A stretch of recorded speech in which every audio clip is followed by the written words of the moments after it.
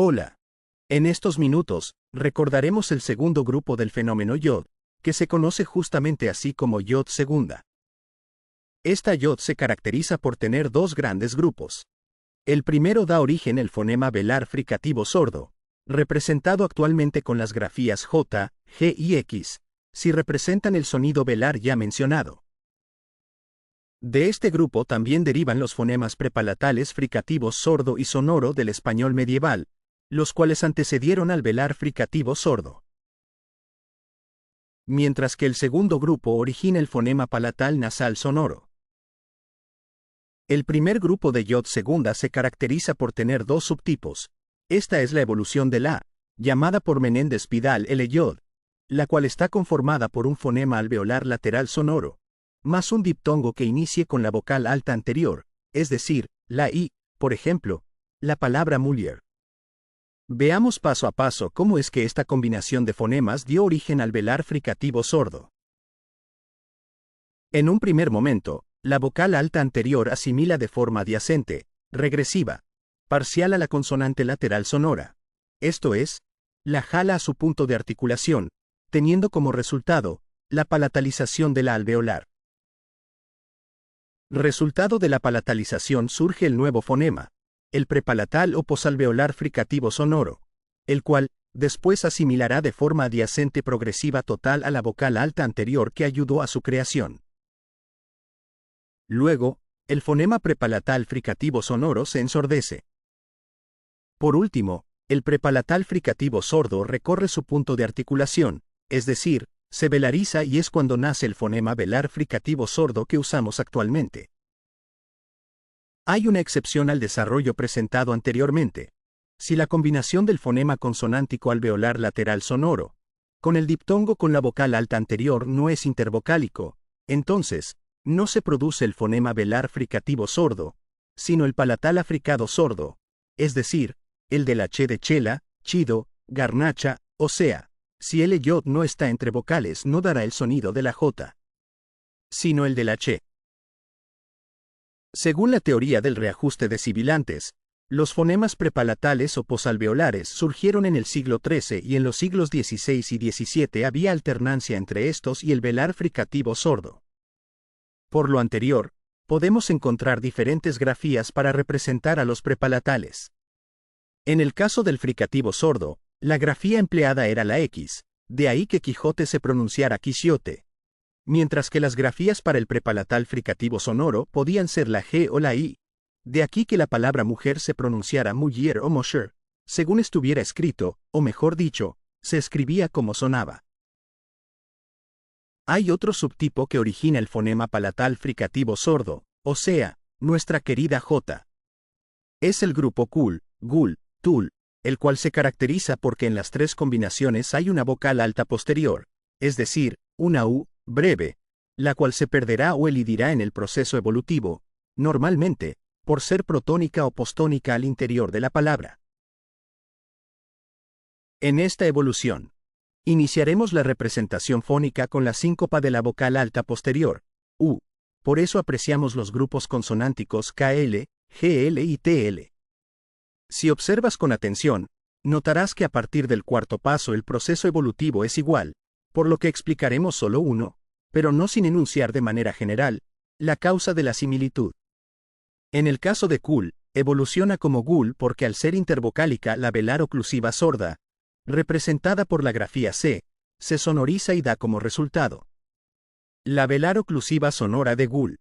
Con tul ocurre algo que sigue pasando hasta nuestros días. Pronunciar la TL sin apoyo vocálico es complicado, por lo que la dental oclusiva sorda, o sea, la T, se sonoriza, tal vez por asimilación de la alveolar lateral sonora, la L, derivando en CL. Cuando dije que sigue pasando actualmente, es pensando en el ejemplo de chipotle. ¿Cuánta gente cambia el grupo TL por CL y en lugar de decir chipotle pronuncia chipocle? Apreciemos pues, que la lengua sigue cambiando. Dicho esto, tomemos como base para el proceso evolutivo gul, que abarca a los otros dos. En este subtipo, la consonante alveolar lateral sonora, L, asimila de forma adyacente regresiva parcial a la velar oclusiva sonora, G. Como la alveolar es cercana al paladar duro, hace que la velar se palatalice como resultado de la asimilación. Como consecuencia de la palatalización, la consonante velar sonora, G, se vocaliza, es decir, se convierte en la vocal alta palatal y, por esto se dice que el origen de esta yod es la vocalización de consonante velar agrupada porque va seguida de otra consonante.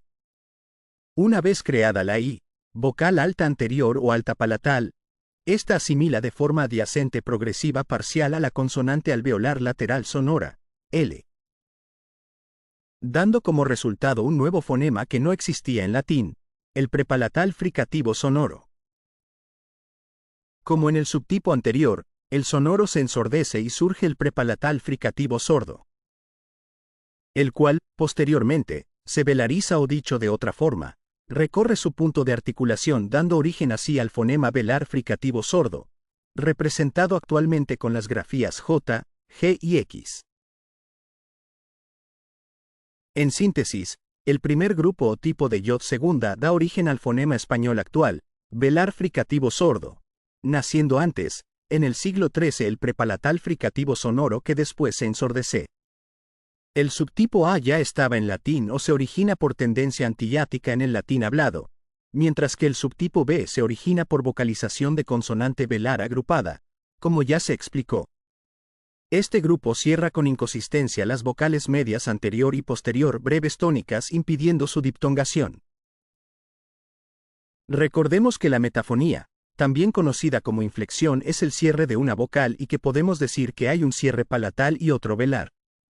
Ambos son en un grado. En el cierre palatal, si una E breve tónica tenía que diptongar en IE, no lo hace y se mantiene como E, y si una I breve o una E larga tendrían que evolucionar normalmente a E, se cierran a I. En el cierre velar, si una O breve tónica tendría que evolucionar al diptongo UE, se mantiene como O, y si una O larga o U breve, por evolución normal, tendrían que derivar en O, con esta yod, se cierran a U. En el caso de este subtipo de yod segunda, el cierre es palatal. En conclusión, el primer tipo o grupo de yod segunda deriva de dos subtipos que dan origen, en un primer momento, al fonema prepalatal fricativo sonoro, que después se ensordece para terminar en el velar fricativo sordo. El origen de este grupo de yod puede ser que ya estaba en latín o la tendencia antillática o la vocalización de consonante velar agrupada. Ambos subtipos cierran con inconsistencia la E y la O breves tónicas, impidiendo su diptongación. Ahora ya lo sabes, el sonido de la J y de la conocida como G suave y de la X como J derivan de yod segunda, primer tipo. El segundo grupo de yod segunda da origen al fonema palatal sonoro, esto es, nuestra querida y distintiva ñ como dijimos al inicio del video. Al igual que el grupo 1 tiene dos subtipos. El N-yod, cuyo origen puede remontarse a que ya estaba en latín o a que se formó por tendencia antillática. Y el que surge por vocalización de consonante velar agrupada, conformado por dos combinaciones, N, G y G, N. En el caso del subtipo A, N-yod, la evolución es relativamente sencilla, la vocal alta anterior, que se encuentra como semiconsonante porque encabeza el diptongo del que forma parte, asimila de forma adyacente progresiva parcial a la consonante alveolar nasal sonora. El resultado de la asimilación es la palatalización de la consonante alveolar, por lo que deriva en el sonido de la ñ actual, el fonema palatal nasal sonoro.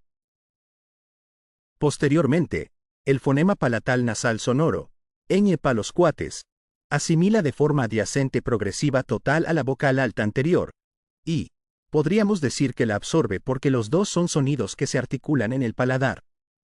Por lo que uno debe desaparecer, pues es un contexto demasiado palatal. Consecuencia de esa asimilación total tenemos al fonema palatal nasal sonoro. El segundo subtipo de yod segunda también deriva en el fonema palatal nasal sonoro, ñ. Si observamos con detenimiento, nos daremos cuenta de que fonológicamente el proceso evolutivo es igual en los dos tipos, en el sentido de que intervienen los mismos fonemas en ambos, el alveolar nasal sonoro, N, y el velar oclusivo sonoro, G. También comparten el proceso fonológico que ayuda a su formación. La asimilación. Además, el origen de esta yod es el mismo. La vocalización de consonante velar agrupada, en este caso, la oclusiva sonora, G. La diferencia estaría en la posición de la vocal alta anterior, pues en el grupo NG se forma por una asimilación adyacente progresiva parcial, quedando como una semiconsonante. Mientras que en el segundo grupo, GN, la posición de la vocal alta anterior, I, va antes de la alveolar nasal sonora, N, ya que es resultado de una asimilación adyacente regresiva, quedando como una semivocal.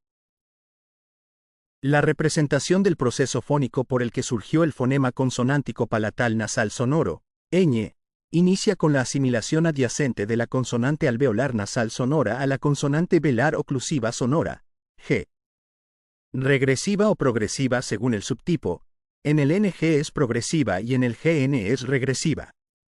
¿Imaginas el resultado de la asimilación? Así es. La palatalización de la velar oclusiva sonora.